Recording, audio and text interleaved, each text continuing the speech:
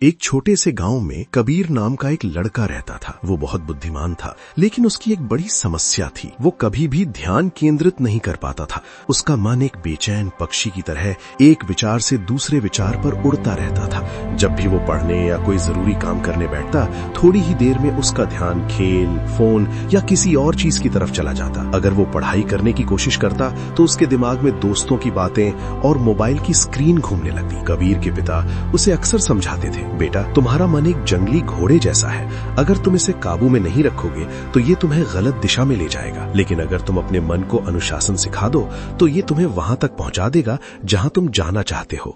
लेकिन कबीर ने कभी इन बातों को गंभीरता से नहीं लिया। एक दिन गांव में एक बूढ़े और ज्ञानी शिक्षक आए। उनका नाम था गुरुजी। वे युवाओं को सफलता का रास्ता दिखाने के लिए जाने जाते थे। कबीर के पिता उसे गुरुजी के पास ले गए और उसकी समस्या उन्हें समझाई। गुरुजी मुस्कुराए और कबीर को पानी से भरा एक छोटा सा गिलास देते हुए बोले, इस गिलास को पकड़ो और मेरे बगीचे में घूम आओ, लेकिन ध्यान रखना पानी की एक भी बूंद नहीं गिरनी चाहिए। काम आसान लग रहा था, लेकिन जैसे ही कबीर चलने लगा, पक्षियों की चहचहाहट, पत्तों की सरसराहट और पास खेलते बच्चों की हंसी उसका ध्यान भटकाने लगी। जैसे ही वो इधर उधर देखने लगा, पानी गिरने लगा। जब वो वापस आया तो गिलास आधा खाली था। गुरुजी ने पूछा, इतना सारा पानी क्यों गिर गया? कबीर ने सिर झुकाकर कहा, मेरा ध्यान भटक गया था। तब गुरुजी ने शांत स्वर में कहा, ये गिलास तुम्हारा लक्ष्य है और इसमें भरा पानी तुम्हारा ध्यान।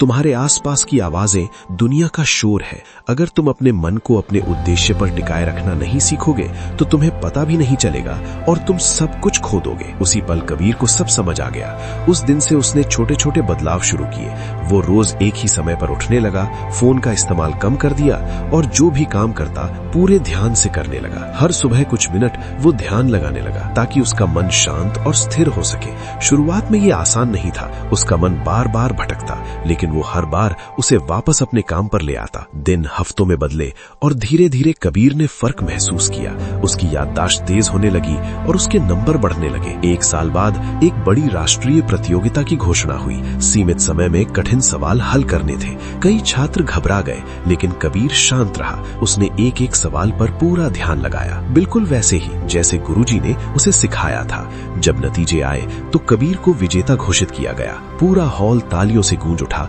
और गुरुजी गर्व से मुस्कुराए। कबीर ने साबित कर दिया कि अनुशासित मन प्रतिभा, किस्मत और यहाँ तक कि बुद्धि से भी ज्यादा शक्तिशाली होता है। उस दिन के बाद कबीर अपने गांव में उस लड़के के नाम से जाना गया जिसने अपने मन को जीत लिया था। और अगर आज आपके दिल में प्रेरणा की जरा सी चिंगारी जली है तो उसे बुझने मत दीजिए। इस वीडियो को लाइक कीजिए, इसे किसी ऐसे इंसान के साथ शेयर कीजिए जिसे उम्मीद की जरूरत है, और चैनल को सब्सक्राइब कीजिए, क्योंकि आपकी सफलता की अगली कहानी उसी पल शुरू होती है जब आप अपने मन को अनुशासन सिखाने का फैसला करते हैं। आज से शुरुआत कीजिए।